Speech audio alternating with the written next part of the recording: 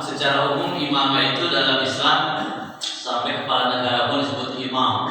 Ya.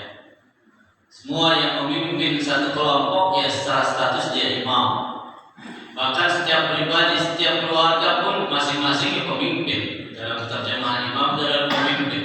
Oleh karenanya orientasi pemimpin itu adalah pertanggungjawaban. Maka dalam hadis Rasulullah SAW disebutkan kullukum ra'in. Setiap kalian itu ra'in, pemimpin. Ra'ayah itu yang mengembala. Ya, mengembala itu seorang pengembala kambing harus bertanggung jawab.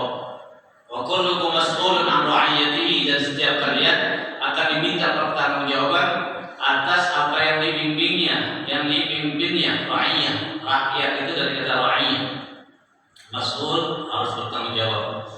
Wal imamu ra'in wa mas'ulun an ra'iyatihi. Imam, pemimpin, presiden, raja, kepala negara, itu pasti diminta tanggung jawab.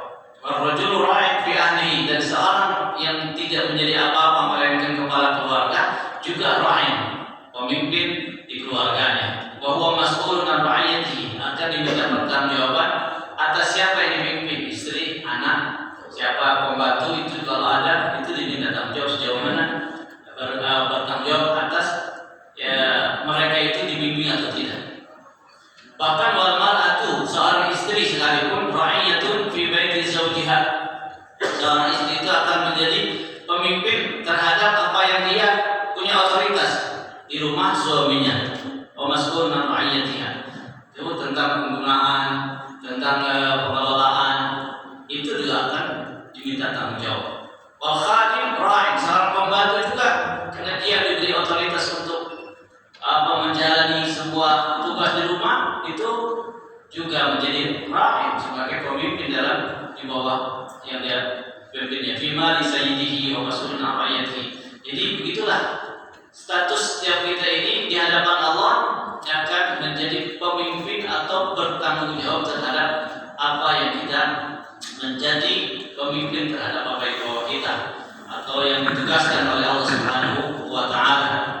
Dari hadis di atas ya kita bisa pahami bahwa masing-masing kita menjadi pemimpin terhadap apa yang ada di bawah kita atau di bawah otoritas kita ya. Oleh karena itu kepemimpinan tertinggi dalam Islam disebut dengan al-imamatul kubra, kepemimpinan terbesar, kepala negara, raja ya, dan lain sebagainya. Maka untuk persyaratan sebagai pemimpin terutama al-imamatul kubra itu di bahasa kita disebut dengan al-khilafah. Ya, khilafah ini kesamaan kata dalam maksudnya adalah al-imamah. Ya, itu kalau kita merujuk kepada bahasa literatur Islam. Kalau sekarang itu kata khilafah itu diorientasikan lain, itu karena tidak merujuk kepada makna asli dalam kitab. Nah, oleh karenanya ketat sekali. Saya ingin sedikit saja ada menggambarkan sepintas agar berikutnya kita bisa mengambil manfaat. Syarat-syarat atau sebaliknya bahwa ketat untuk menentukan siapa yang akan jadi pemimpin. Sekarang kalau pemimpin dalam salat, kalau pemimpin dalam urusan dunia ini adalah masalah kemaslahatan masyarakat dan bangsa. Ya, maka harus ketat dipilih siapa apa syarat-syaratnya. Nah, tapi juga ada jadi pemimpin untuk akhirat salat. Ini pemimpin juga imam. Maka status imam sudah melekat kepada setiap orang yang memimpin salat jamaah imam. Ada yang rutin, ada yang tidak rutin. Yang jelas setiap kali dia memimpin menjadi imam, ya itulah ya harus bertanggung jawab terhadap kegiatan itu. Nah, kalau mungkin dalam masalah salat itu adalah hukukullah, ya. Kalau masalah segala orientasi keduniaan ini sesama manusia itu hukukul adami. Maka ada kaidah disebutkan kalau sesama manusia itu disebut dengan hukukul adami mabniyatun ala musyahah.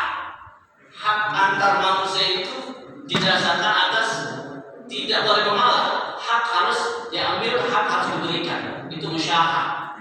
Ya, oleh karenanya orang yang tidak memberikan hak orang lain sampai akhirat tidak akan dilepas.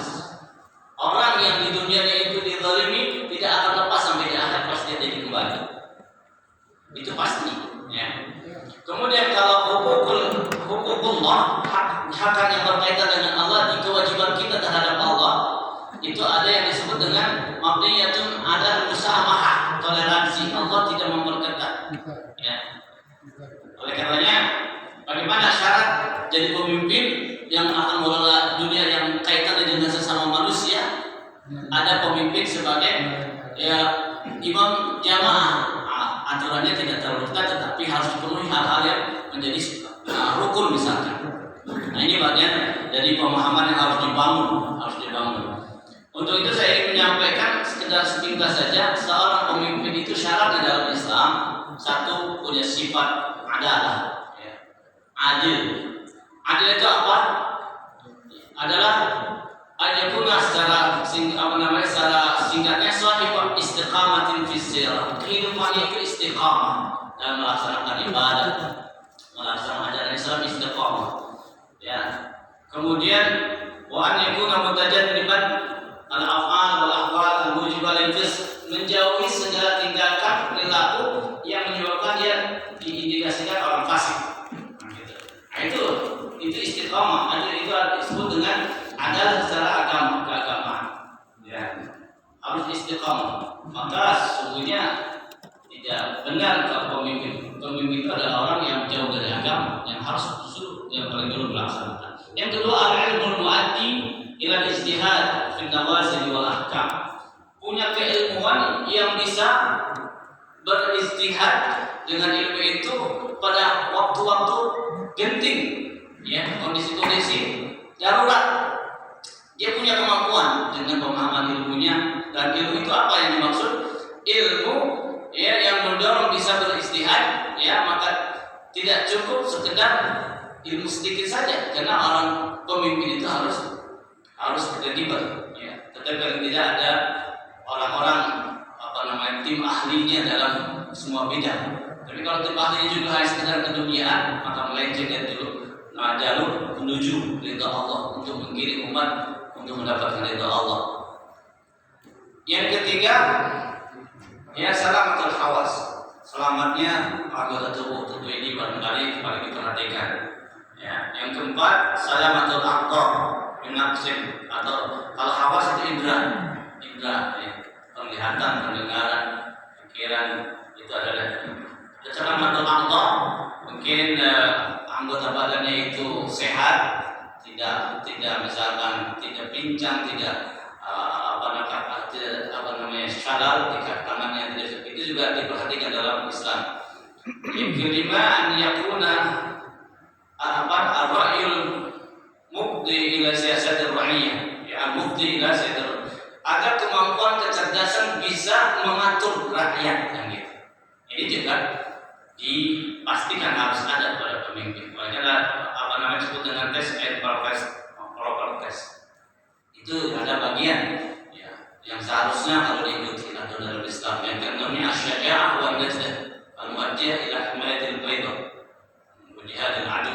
Punya keberanian, bukan berani, justru komandan yang pengalaman itu dibawa. Kenapa? Menghadapi serangan musuh, bukan menyuruh orang, tapi memimpin. Rasul sendiri disebut dengan asyja'un nas. Kalau ada sesuatu itu yang paling depan, itu yang seharusnya. Jadi kalau kita lihat ini ada di kitab Ahkam as-Sultaniyah lil Mawardi, disebutkan bagaimana ya syarat-syarat menjadi pemimpin.